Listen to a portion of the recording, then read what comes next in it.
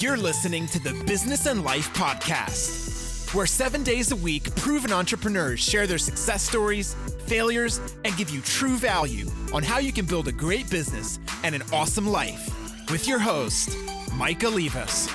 What's happening, guys? Today we're chatting with Corey Blake. He's the CEO at NWI. It's an international boutique digital marketing agency with offices in the U.S., Europe, and Asia. All right, Corey, welcome to the show. Happy to be here, Mike. It's good to meet you, man. Yeah, man, good to meet you. Thanks for taking the time. So tell our listeners something interesting about yourself and also where you're calling in from. Well, I'm currently calling in. I guess I'll maybe kill two birds with one stone on this one. I'm calling in from the North Shore of Oahu, the Hawaiian Islands. That's where I live. My agency has offices in Asia and in the U.S. Our corporate office is in Phoenix in the States. And then we've got remote employees across the U.S. And then we've got an office that's growing fast over the last few years out in Hong Kong. I traveled so much in probably 2016 and 17 as I was building my office in Hong Kong from Phoenix. And that's like an 18 to 24 hour trip each time that I decided. I had some roots in Hawaii. I had been to school out here. I got my degree at Brigham Young University, Hawaii. Most people don't know that BYU has a campus out here, but they do. It's the best one, obviously. So I had some roots out here and I said, you know what, if I can get to Hawaii and we can start building our family out there, then I'll be right between our two offices and here we now are. So that's the closest in between that you can get. You're right. Pretty much. I mean, there's still, what stinks is there's still no direct Hong Kong flight. I still have to either go through Korea or I think I've been through Japan a couple of times too, but it cuts it from about 20 hours down to about 10, which is nice. Wow. That's a huge, from Puerto Rico to California is my normal, and it's about 10 hours. And there's always going to be, there's still not a direct, of course. I still got to lay over somewhere. It's a bummer, but you start getting sadly used to it. And then you start getting really creative on how productive you can be on a plane. I feel like I travel like a pro now. Yeah. Yeah. I look forward to the time. Yeah. Sometimes I need some airplane time so I can have everybody just not, come in at me. I always say the worst invention they ever made was Wi-Fi on an airplane. Yeah. Seriously. Let me focus without it. Right. Yeah. Well, Corey, tell us a little bit of something about NWI, MWI, your company, what it does, what kind of value it brings to the marketplace. So MWI, we're an international digital marketing agency. I like to add one extra adjective into that. We're an international boutique digital marketing agency. Sometimes when we say we're an international agency, for better or for worse, it makes it sound like we're ginormous. Sure. We're big enough and we're scaling at a rate that we really like, but we like to keep that boutique feel so we can provide one-to-one services to clients. Create customized digital strategies for clients that we really truly feel are going to yield results for them, not just plug them into an algorithm or to an automated system or software. We really like to build customized digital marketing strategies for clients, ranging from getting beautiful branding and websites done all the way through to your paid advertising, your SEO, video production, programmatic, advertising, all of that type of stuff. Tell me what the difference is. And I obviously kind of have an idea, not obviously, but just to me, I've dealt with different marketing agencies, advertisers, or you have it under that umbrella. But for our listeners, what would a customized marketing advertising agency do versus someone that plugs you into, like you said, like an algorithm? So a lot of times you'll go on an agency's website or a marketing services website, and they'll say, here's package 1, 2, or 3, or you'll email their sales staff and they'll send a deck over that has pricing built into it or something and says, if you want this, this, and this, here's your price. If you want this, this, and this.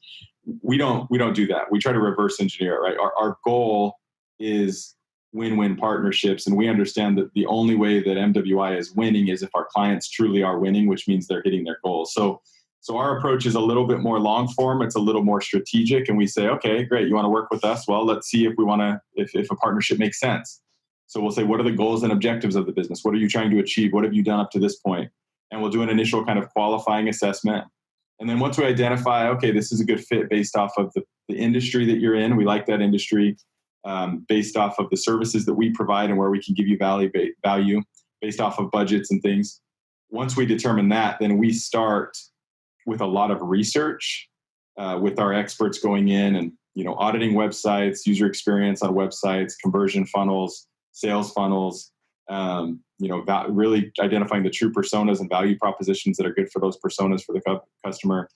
And doing all of this research in the first 4 to 8 weeks, And then after that, building a roadmap for a digital marketing strategy that is very customized and tailored to that customer's needs. And not only that, but has analytics and attribution modeling, like so that we can tell, is the stuff that we're doing working? And is it driving the goals that we started with? Okay. We want to avoid just doing digital marketing for the sake of doing digital marketing and then hoping for the best. We really want to customize it that way. I think that's important. I think that if it's not customized, I don't know how you do it. When I say that, I mean, in terms of just the companies I've had and also have now seen that even to the point where agencies wouldn't even look at all the historical data that we have. And I wanted to pull my hair out. And I was like, that's hundreds of thousands of dollars of data. Like, how do we not use that at least to move us forward, right? We've already paid for that. We've already fallen our face with that. We've won on some, lost on the other. And it's like, no, scratch that. We're just going to do what we think. And it's like, that's a good idea. We get that you probably have different out of the box ideas than the company does. Cause on the outside looking in, I think it's a great approach and it's necessary, but internally the data and that information to be able to customize that. And like you mentioned something really good that I think that listeners should listen to, just kind of hear, is that the reverse engineering of the company's goals and objectives.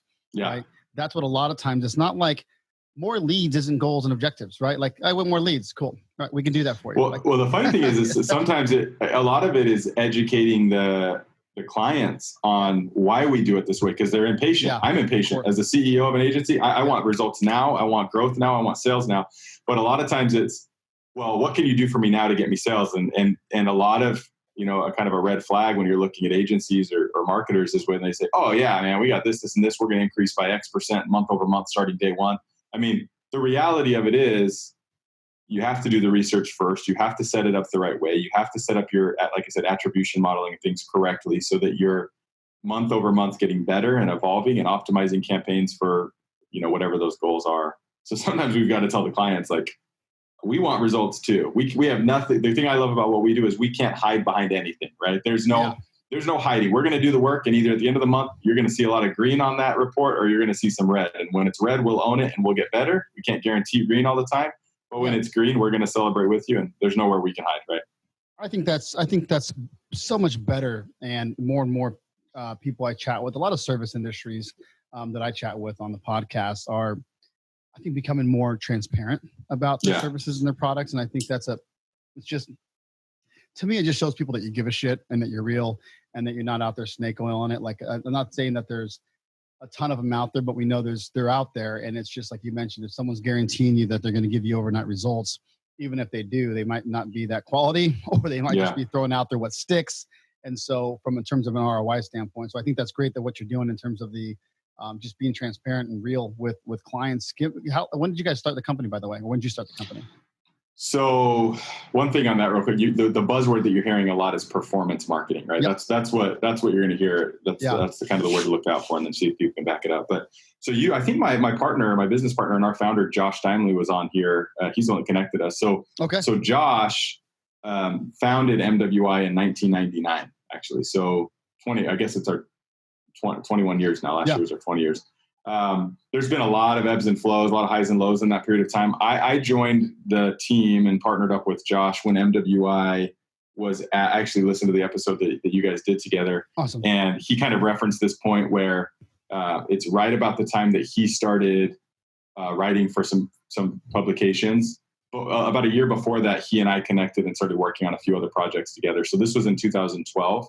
And then in about 2013 is when I came into MWI and said, I want to try to run this and turn it back into something big, because it was really at square one. And then he and I partnered up. And so I guess it's been about 6 or 7 years now that we've been kind of in this phase of growth. We're going to dive into our guests' experiences in business and life after this quick message. Life Nation, are you struggling with growing your business and hitting goals? Or are you over the 9-to-5 grind, finally ready to take the dive into entrepreneurship? What are you waiting for? Go to MikeOlivas.com to set up a free, no obligation coaching call today. That's MikeOlivas.com. I can help you. It may be the best call you've ever made. That question always dovetails me into the next, which is always, give me a time where you felt you kind of hit rock bottom, or you're close to it and had to overcome something that was just a crazy objection or just within MWI. just, I guess it could be business, any business really. I think a lot of this, our listeners are, entrepreneurs, aspiring entrepreneurs, people in mid to, starting to get into the multi-million-dollar business level. And it's always good to remind them that there's trials and tribulations of the entrepreneurship journey, right? Many of them. But yeah, I just asked that to find out if there was ever kind of something that kind of sticks out at you on what you were able to do to get out of a pretty big rut. Yeah. And there's been a few of them, and I do agree. All those entrepreneurs out there, I've got a lot of entrepreneur friends, and it's fun to talk about all the amazing side. I mean, all the wins. Entrepreneurship is such a trendy topic, and that's great. I love it. I love being in the community, but very rarely do we talk about the human side of entrepreneurship and the reality of a lot of it.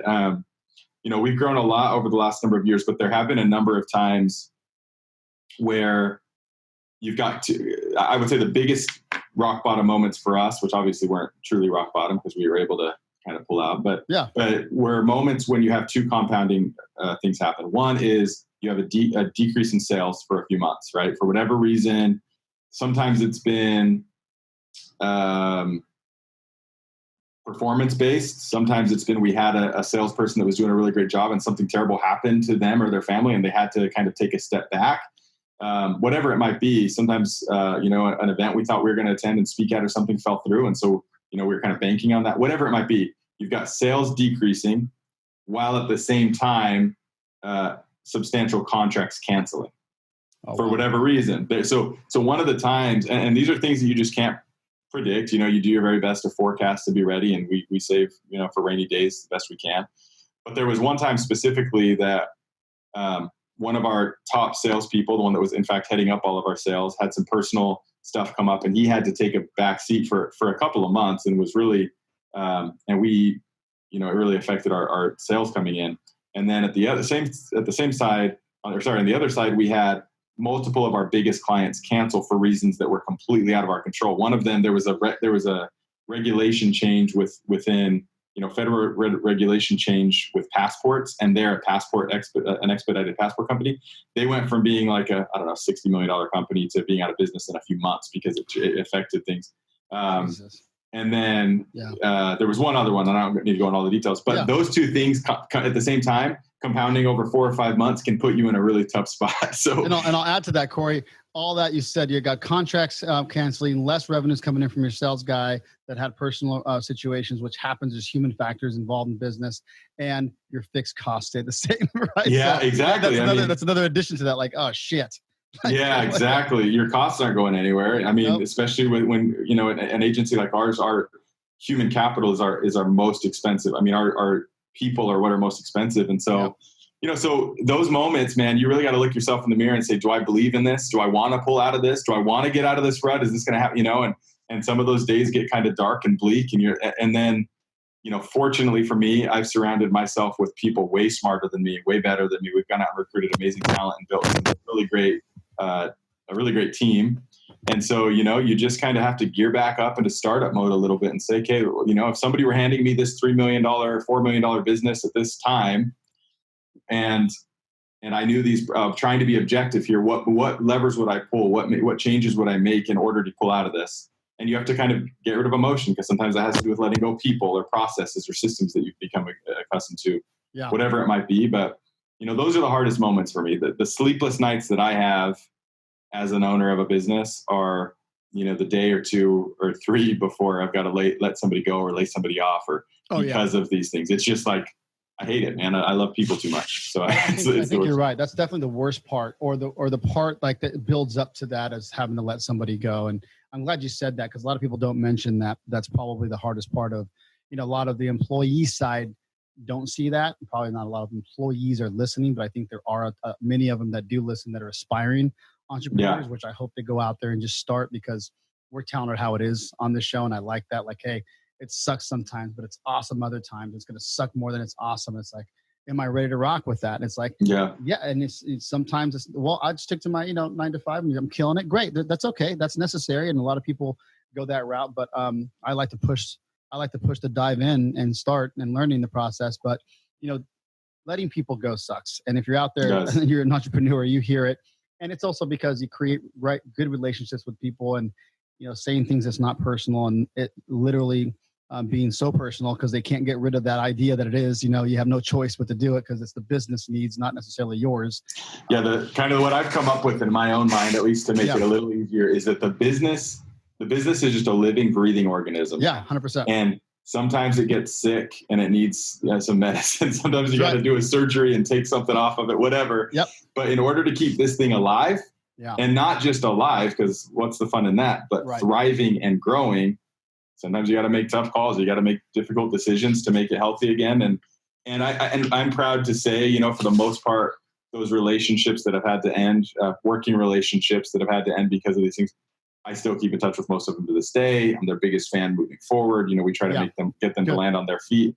And if you have an abundance mentality about that type of stuff, man, everybody that I've had to let go when I didn't sleep for 2 nights because I knew that day was coming, they're killing it now. And they're thriving in new places and new positions. And, it all works out. Yeah, especially when unemployment rates are at 2%. It helps. Yeah, exactly. Yeah, absolutely. And 1% of those people don't have to work. So it's like at 1, right? Life Nation, we're all striving towards different goals. Maybe your goal is to finally quit the 8 to 5 grind, quit your job, or take the next step with your existing business. Whatever the goal may be, regardless of your reasons, if you are serious about taking the next step and finally trying to build the life that you deserve, the life that you want to live, take the leap of faith with me. Go to michaellevis.com and let's discuss your goals and life. It's 100% free. There's no obligation. It's MIKEOLIVAS.com. Schedule a quick call. I'd love to help. What are you, tell me what you're excited about in terms of the marketing world right now in your industry. I love, I'm gaining a new love and kind of passion for how data and analytics tie to creative.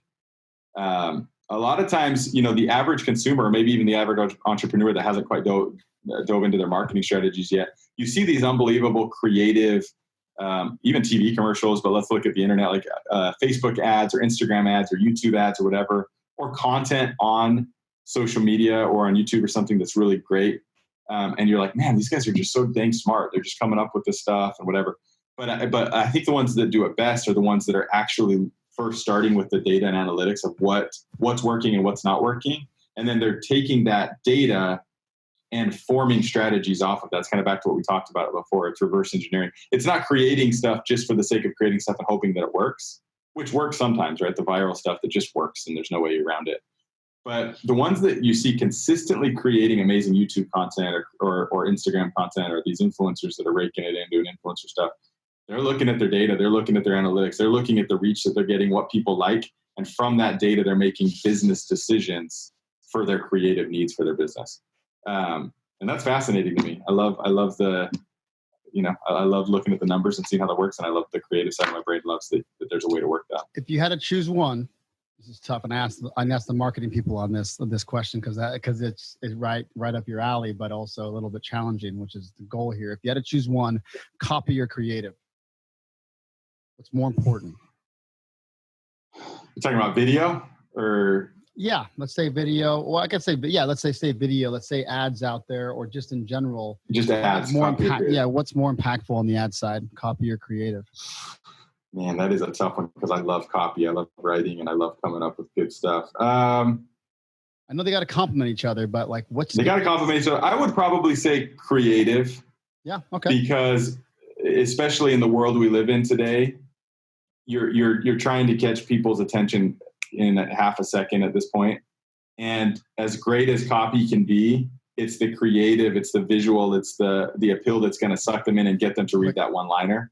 So if I had to pick, I would say have a beautiful video, but again, they complement each other. So yeah, absolutely. Okay, good. Well, I appreciate that. I think a lot of people, it definitely stumps the creative minded, because people like the creative. They like, not that there's clickbait that's necessary, because the copy needs the complement. And so if you're listening, like, yes, you got to have those things complement each other. You got to make sure that the copy resonates with where the hell they're going on top of that, right? Like where they're going after they click something.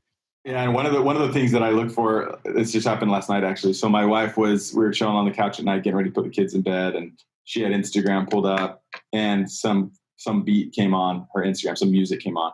And my 6-year-old or 5-year-old, I guess he's not quite 6, 5-year-old comes over and he's like, "What's that you're looking at, Mom?" And so she she shows him, and it was an ad on Instagram, and it had a catchy beat to it. And I was looking at it from across the couch, and I was watching, and I heard the music, I saw the visuals, but I couldn't read the copy because it was too far away. And at the end of it, I mean, I'm just constantly in, marketing and sales mode. And at the end of it, I was like, what was that ad for? And she was like, oh, it was for leggings. And I said, I was like, oh, well, I think going to this copy versus creative, if the creative was better, I would have known without reading anything. Yeah. I would have known immediately what that was an ad for. But because it was a little bit all over the place and there was a lot going on, I was like, that could have been an ad for the last thing I would have guessed is leggings. Honestly, I would have said, is it like protein shake? Is it like a, medicine balls? Like, what is it? Right. But if you read the copy, then it says, whatever. So that's a good example, right? I think creative comes first because you should be able to get your message across ideally with good creative without having to say anything or write anything. Yeah. It should kind of ring true. And then obviously that's going to supplement it and complement it well if you can come up with some good copy. Out of all the businesses and the successes that you've had, give us, kind of a piece of pardon advice before you tell us where we can find you and the website and all that jazz. But, failures in business that happens, right? We talked a little about that, but one piece of pardon advice that you'd give to the Business and Life Nation out there listening today, like what are your thoughts on someone that's currently in business trying to build and scale their company? I'm going to go with something that's pretty kind of generic, but it is so dang true. And it kind of bugs me because I've done a lot of interviews like this and stuff, and it kind of always comes up. Yeah. And I want to be unique and I want to say something that's really, but this is just the absolute fact of, in my opinion, of business and in successful business. And it is provide value. If you have, in today's world, if you're providing value, and you can connect that to somebody, if you can connect value to somebody, then you're going to have an audience and you're going to be able to build a business. Yeah. Now, obviously, if you're just sitting on some value that's like the most ingenious idea, business, service, whatever, ever, and you put no work ethic, you don't put any time and effort and energy into it, then who cares, right? But I think I see a lot. There's so much fluff out there, whether it's products or services or trainers or coaches or whatever. And I think sometimes it gets overlooked that you really just need to be sincere and passionate about what you're doing and be able to provide value to people. If I had to, I'm gonna cheat and give you a kind of a secondary thing specifically for the entrepreneurs out there. The second one is learn to love getting in over your head. Because I've never met an entrepreneur, I've never met a business owner that's taken something from the ground up that's been successful without getting in deep over their head. And not learning to thrive in those moments. I love my favorite stories of growing MWI and growing this business are the times that when we had 0 clients and I find myself sitting in a skyscraper with a translator in Hong Kong, trying to, then I think I'm about to pitch a $5,000 contract, which is what my small brain at that point, being a young entrepreneur, thinks. And they come at me and tell me their budget is $150,000. And I'm like, oh man, I'm in so deep right now and I love it. Like, what do I got to do to make this happen? And I've had countless times like that. And it seems like those experiences I keep getting deeper and deeper and deeper, but I'm a little more prepared every time. But I love the feeling of just being in over my head. Yeah, there's nothing wrong with going big. There's nothing wrong with, shooting for the moon, land on the stars idea. And you start realizing that the only person that you're doubting is not your product, your service, sometimes it's yourself and it's your mindset, right? And you're like, I can do this, right? I can do this. And you're right. I think most people that I know and that that have been successful have always been told you fill your plate too much. Yeah. Right. And that's and I'm with you there. Like I run companies and a 7-day-a-week podcast. And it's insane. How do you do it? It's like, organize the hell out of yourself. I do 20 plus of these a day if I have to, and then I focus more on the fun part, the creative part, getting it out there part. But this is to me the fun part, and let other people do what they do best. And I'll do what I do best, which is just sit here and chat with you and ask some pretty fun questions. Right. And so when it's all said and done, I think that was a really good two-prong kind of approach on providing value. And, values, I want to define value a little bit with you because a lot of times people think value might be out there like the best price. It's like value. It's something that they need. Provide an actual answer to a true problem that's out there and give whatever you possibly can out for free and make sure you're giving advice. And sometimes I just say, give a shit. And that's value. And then it comes back to you. and you use your service, because at some point it's a convenience sell if you're a service, of course. But yeah, and it's like sincere, I guess, like maybe like sincere value, yeah, like sincerity. Yeah, I like it's really, you've got to. I'm not just saying it's got to be the fastest car and that's the best price or the lowest price. It's got to just be. You've got to really believe that what you're doing sincerely is going to impact people for better. You know, this is Gary Vaynerchuk bugs me so bad because he is so spot on. And I always read or listen to his stuff and I'm like, man, this guy, you would think eventually you're to the scale that he is, that eventually you'd say something that I didn't agree with. Yeah. This guy, man, and that's what he comes back to every time, is providing value and really caring about people and having empathy for people and being self-aware. Yep. That's the stuff that I love. And I full-heartedly agree with that. No, I totally agree with you there. You're right. You would think at some point he's going to fall off, but he's on it, man. Oh, man. Jeez Louise. Great content managers, I'm sure, as well. But yeah, good. I mean, I love it. I love hearing what he has to say. And I love hearing what you have to say. Thanks so much, Corey. I appreciate your time, man. Yeah, it's good talking to you, Mike. Where can we find you? You know, I think the best place to find me is MWI.com. Okay. I love when people check out our website and come directly to us there. And then, you know, I'm really active on email more than anything. So my email is Corey@MWI.com. I love hearing from people. And it seems like anytime I do one of these podcasts, I'll get a couple people that reach out. And yeah. I love networking, meeting people, talking to them, and then giving any consultation and help that I can as well with entrepreneurs starting things up or marketers that need more help. Awesome. Thanks so much, man. I appreciate your time, Corey. Yeah, talk to you soon. Life Nation, you got to remember that in order for things to change, you must change. And in order for things to get better, you must get better. You just got better by hanging out with me, Michael Liebus, and the Business and Life Nation. So come back tomorrow because I'm here dropping sound bombs 7 days a week, baby. If you'd like to subscribe, please do, so you can take action and execute. See you tomorrow.